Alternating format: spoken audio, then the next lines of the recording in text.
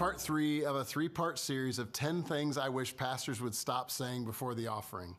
In part 1, we focused on tone. In part 2, we focused on clarity. Now we want to talk about motivation and momentum. Here's the 7th thing I wish we would stop saying before the offering. We're behind on our budget. People don't give to need, they give to vision. Scarcity language creates scarcity thinking. We are behind on our budget is uninspiring and is counterproductive. Instead of leading with budget gaps, lead with life change. Tell one story, show one face, paint one picture of what God is doing. You must paint a picture of what God is calling your church to do and tell stories of how giving through your church fulfills that mission, and be specific. Where possible, share the story of a single life that was changed in under 90 seconds. And the story of that single person is much more effective than generalized statements or data or even a story of a group of people. After focusing on a single face, you can then pan out to a group and share facts and figures of how many more stories like this are similar to that one you shared. Vision fuels generosity. Every offering talk should share how giving impacts the mission or how it grows the giver. Asking for help because we're behind provides short-term solutions that motivate very few people, and it turns others away.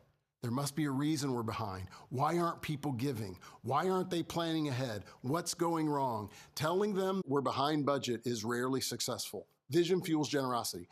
Asking for more because we're behind rarely makes a long-term difference and actually might backfire.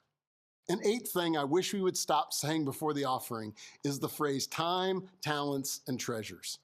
Time, talent, and treasure. It's a very common alliteration used by pastors. It's memorable, but it's dangerously ineffective and misleading.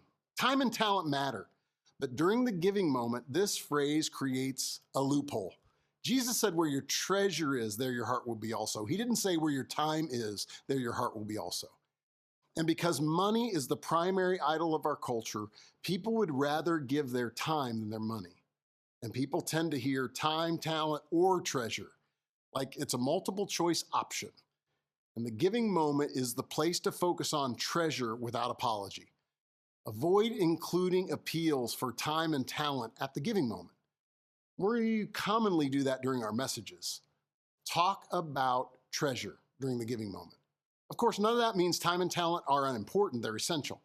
But in these giving moments, you want attention to the treasure element of the equation, and it's important to honor that focus. Typically, churches are more willing to be direct in asking for people's time and talents through serving in church ministries.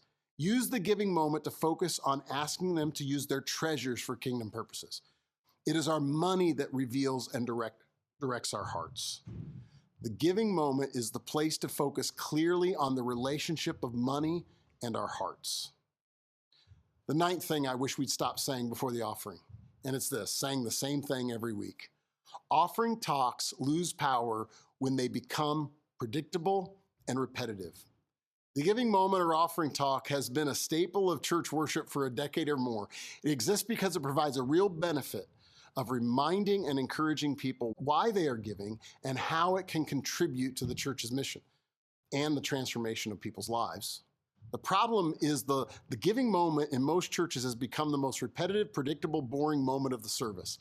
In many churches, the average regular attender could give the speech. They could give the talk on their own because there's very little originality, very little variation.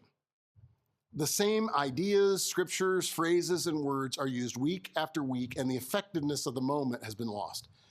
Consider instead, plan ahead your giving moments intentionally with creativity and variety. The giving moment is a strategic opportunity to inspire generosity, but repetition can lead to disengagement. Plan ahead, create variety, use scriptures and stories and impact. Treat this as a discipleship moment, because it is. The 10th thing I wish pastors would stop saying before the offering is this: give to the church. This phrase sounds harmless. We've all said it. When you give to the church, it makes sense. And most people know what we mean, but the theology underneath it matters more than we realize. We don't give to the church. We give to the Lord through the church. That distinction is not semantical, it's substantial. When we say give to the church becomes the destination. It sounds institutional, it sounds transactional, almost like paying your dues. But Scripture consistently frames giving as something offered to God, not an organization. In 1 Chronicles 29, the people brought their gifts for the work of the temple, and Scripture says they gave freely and wholeheartedly to the Lord. Well, weren't they giving it to build the temple? No, they were giving it to the Lord. And giving to the Lord, it built the temple. The church is the steward. God is the recipient. That difference changes everything. And when people believe they're giving to the church, generosity rises or falls based on leadership trust, budget confidence, institutional satisfaction. But when people believe they're giving to the Lord through their church, generosity becomes an act of worship.